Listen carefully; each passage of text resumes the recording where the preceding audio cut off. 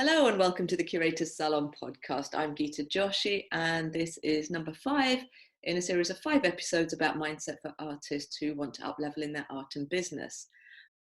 My guest once again is Vicky Ross, a transformational coach helping people live life on their own terms. Hi Vicky. Hi Geeta. So the course Vicky and I have put together is for artists to help them get out of the struggle and paint their own profitable path. I see artists struggle all the time with self-promotion. Despite having strategies and even the tools, it's often the mindset or emotional state that prevents them from showing up. And this can be for self-promotion, it can be reaching out for collaboration, it can be simply sending emails about sales.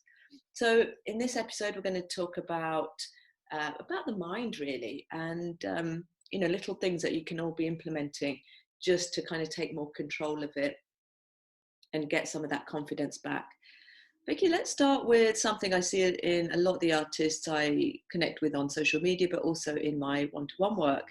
Why do people get overwhelmed? And I also want to talk about procrastination, but I'll hand it over to you. Right, so let's first understand what procrastination is, because then it will make more sense when we talk about why we procrastinate. So most people are not aware that simultaneously at the same time, they live in two worlds. So we live in what we call the inside world, which has got everything to do with our thoughts, our past memories, our future memories, our values, beliefs, our fears, experiences, knowledge, all of that kind of stuff, inside world. At the same time, we live on the outside world. You know, we're busy writing or cooking or attending a lecture or painting a new painting, whatever it is, we're doing this on the outside. Now, the way that we can understand the relevance of these two things is just imagine that you are attending a seminar and Geeta and I on the stage and we're teaching you all these things. And on the outside, you are sitting in the chair and you're paying attention to us. And if I look at you, it looks like you're following what I'm saying and all that. But if you think that what we're saying is quite boring, on the inside, you might be painting your next painting, or you might be thinking about, where you're going to go and buy your groceries for the dinner that you're going to make later on, or who you're going to meet and what time do you need to leave and what bus or tube you're going to catch. And therefore, on the outside, it looks like you're here, but on the inside, you are so far away. Okay, so this is how we know there's the two worlds. So the first step is that whatever I'm thinking on the inside, I need to be present on the outside as well in order to be able to fully experience this. So here's what happens. I want you to just look around the space that you're at. So you might be looking and there's light fittings, there's windows, there's a picture, there's shelves, there's books, there's a table, chair, bed, whatever it may be. Would it be fair for me to say that once upon a time, these things didn't exist? Somebody had to think about them on the inside and then go to the outside world and create them. So if we even go like 500-600 years ago, 1,000 years ago, none of these things were even invented. So let's go back to the caveman. One day a caveman decided that sitting on the floor on the dirt was really uncomfortable. And he saw a boulder somewhere and he decided to sit on that boulder and he thought, actually, this is so much more comfortable and it's better for my back and it feels good. How about I find some more boulders so that the rest of my family can also sit on one of those? So then he would go and do that. But, finding a boulder and bringing it into your cave probably is really hard work. So then he maybe thought, well, how can we do this with something different? So then in his mind, he maybe thought, I can get a piece of wood and we can just chop it up and, make it look like something like a boulder. And slowly, the invention of a chair came along and eventually, the whole village had something that they could sit on. And now we have the sophisticated chairs that we sit on. So the idea is that somebody on the inside came up with an idea and they went to the outside world where the physical part of us is and executed that. So here's where procrastination kicks in. If what I'm thinking about on the inside isn't crystal clear, which is why we always talk about our goals and our intentions and our future to be clear. If it is not clear, what the brain then requires is for you to get that clarity. So until you get clarity, it goes into like a pause mode. It just waits. It doesn't disappear. It just waits until it gets the additional information so that on the outside it can go and execute. So if you feel like you're procrastinating or sabotaging, or sometimes people say, oh, I'm so lazy, I can tell you now, people that are engaged and are passionate, which is basically everybody, because if we don't do something, then we don't feel we've got purpose, we don't have value, and therefore life is not worth living. So therefore, on some level, we all have something that we're passionate about, and therefore we want to do that because it makes us feel like we matter. So if you think that you're lazy, or if you think that you're sabotaging, or if you think that you're procrastinating, I can tell you that one of the key things is that the thing that you want to do, you don't have all the steps, or perhaps you're not crystal clear on how to execute those steps. And therefore, all your unconscious mind is doing is pausing until that information comes in so that on the outside, it can execute. I'll never forget there was a director that I was working with, and he was busy doing his master's degree, and he had got to the point of doing the dissertation. And in that course, I must have said something, and he came to me at the break and goes, Vicky, you have to help me. And I go, with what? And he says, with my dissertation. And I said, what have you done so far? And he says, I've done all the research. I've got everything. And I said, and then? He says, that's as far as I got. And I said, and when does this need to be in? And he says, in 6 weeks' time. So I said, so what stops you? He says, I'm totally frozen. I'm so fear-driven. I really don't know how to do this. And I go, but you've already got a degree, you've got all of the, he goes, yeah. And he says, and this is such a typical thing. And normally I wait until the very last minute, and then through pressure and all that, I kind of produce something, but I just don't want to do it that way. It's too stressful. So I showed him how to get very, very clear on the inside. And he was like, oh my goodness, it's so clear. I know exactly what I need to do. And that was the end of the day. Then I think I saw them 2 or 3 weeks later to do like part 2 of the leadership development course we were doing. And he came up to me with this like printed book. And he goes, Vicky, look at this. And I go, what is this? He says, it's my dissertation. He says, I got home, I finished my whole dissertation within the 3 days that I had afterwards. I sent it to all my peers for peer review. I sent it to my professor for peer review. I've had it professionally edited and now printed, and it's ready to go. And I did it all in these last 3 weeks, and it just happened like that. And he acknowledged me in the acknowledgements. He acknowledged me in there for helping him. And all that he was lacking was that clarity on the inside that was stopping him from executing and taking the steps that he needs on the outside. So in the inside world, some of the things that we do is the picture's too big and it's too general, and it's missing the small step-by-steps that is happening. And therefore, although we are very clear about the full picture, when we start asking again, remember the stupid questions, stupid answers, oh wow, that is so big, how on earth will I achieve that? Then the brain goes, well, maybe you can do this, or maybe you can do this, but it's just too much information. If you ask yourself a slightly different question, which is, what would be the next small step that I can take that will help me get closer to this? Who do I need to speak to? What do I need to learn? And just jot down the answers that you get. So break it down by asking, what is the next small step? Do I know? Do I have enough information, resources, skill, ability, or do I need to learn something? How does that look like? You're unconscious, because it's so creative, it's just going to burst with ideas. So therefore, that's why I'm saying journal it out, because then you can capture all those amazing ideas. A thing that I always tell my clients to do, something I always do, is you start the day quietly. It's so important, because you need to understand what's going on in the unconscious mind. So the first thing that I do in the morning is I make myself a cup of coffee, and I go and sit outside, and I just look at nature quietly. If there's any thoughts, I just let them pass. I don't pay any attention. I don't give any thought massive importance, because this is my me here inside. I just become aware of my thinking. The next thing, I do what I appreciate about myself, because I do want to bring myself, and I do want to start my day with being the best version of me.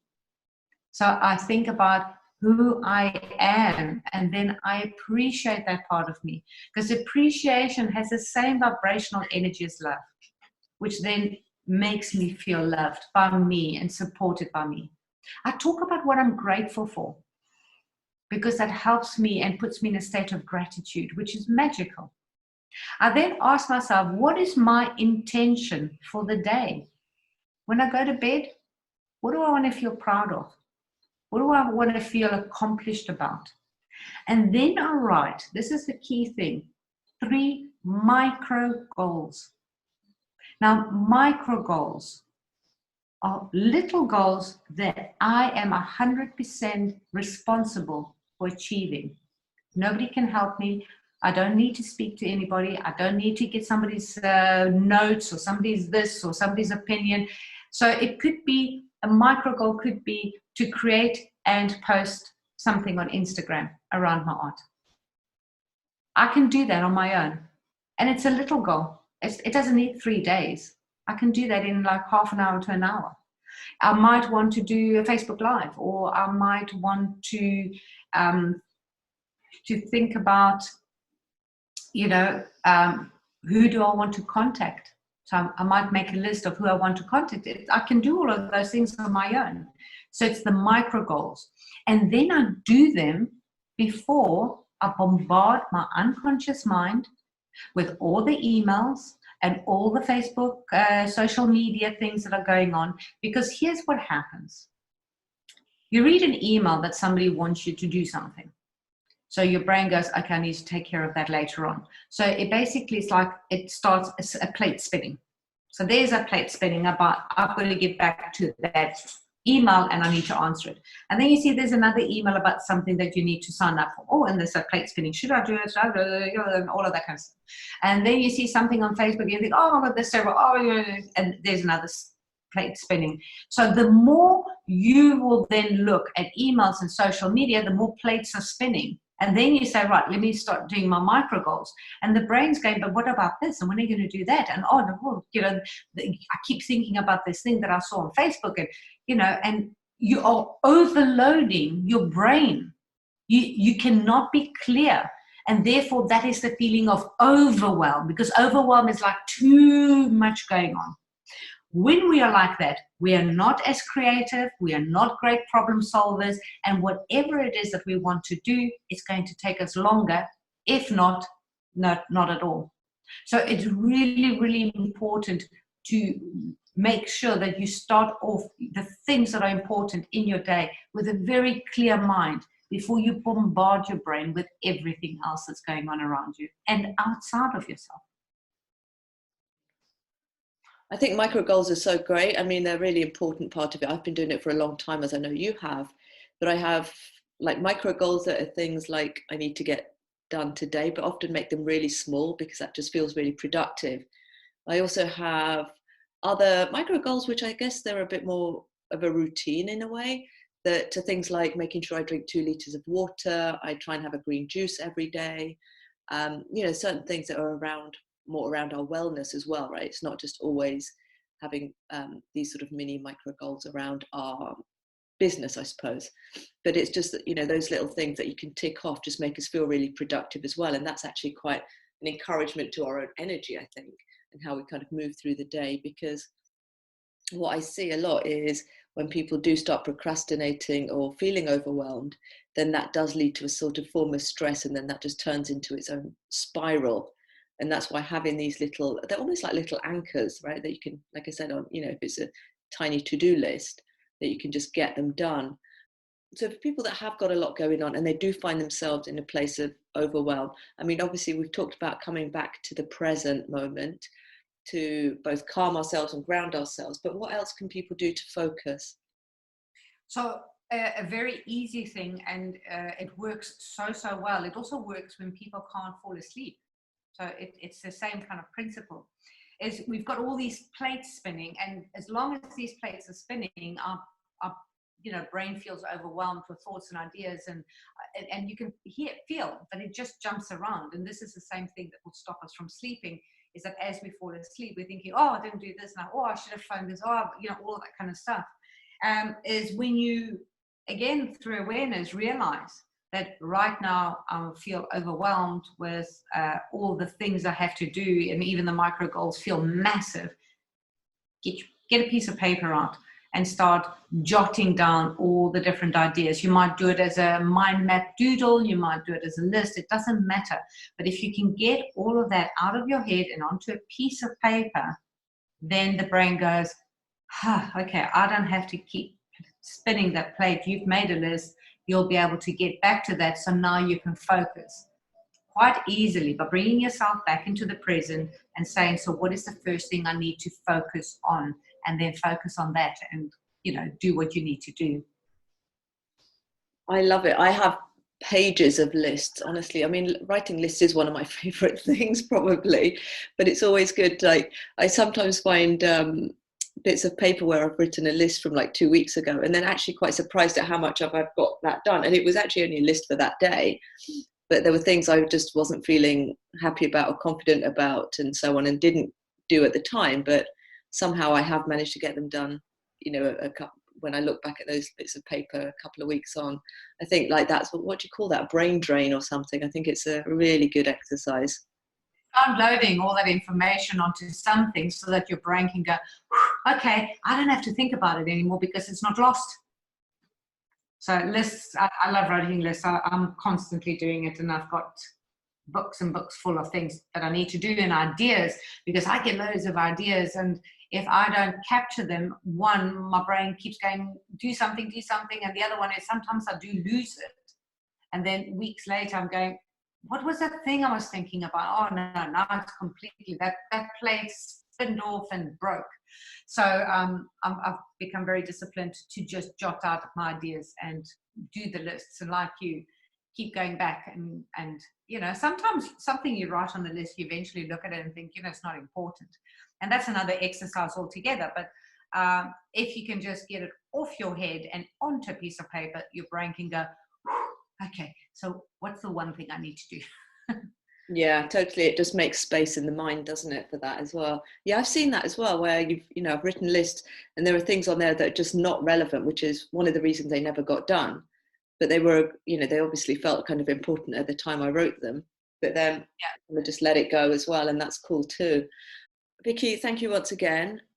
If you've enjoyed this episode, then you'll be pleased to know that Vicky and I have put together a 6-week online course for artists and anyone running a creative business who recognises that mindset is one thing that they need help with in showing up in their art and business. We're going to be starting with clarity, and we've already sort of touched on this across these 5 episodes, but getting really clear on what it is you want as an artist for your art business and career. Then we're going to be talking about things like being present, improving your confidence. Throughout the program, we'll also be teaching more about changing your energy to support your art goals and have a mindset that basically lets you show up fully in your art, your marketing and your sales. So if confidence and mindset is something that you would like to work on, then take a look at the show notes for the link to the program, or find me on Instagram at @thegeetajoshi, and you can message me there, or you can visit thecuratorssalon.com for details. Vicky, once again, thank you for this episode. I'm really looking forward to this program. I think it's so important for artists to have a resilient mindset and show up with confidence, because I truly believe that artists are the best advocates of their work, and I think this is going to help so many people. Absolutely. I'm looking forward to that as well. Thank you.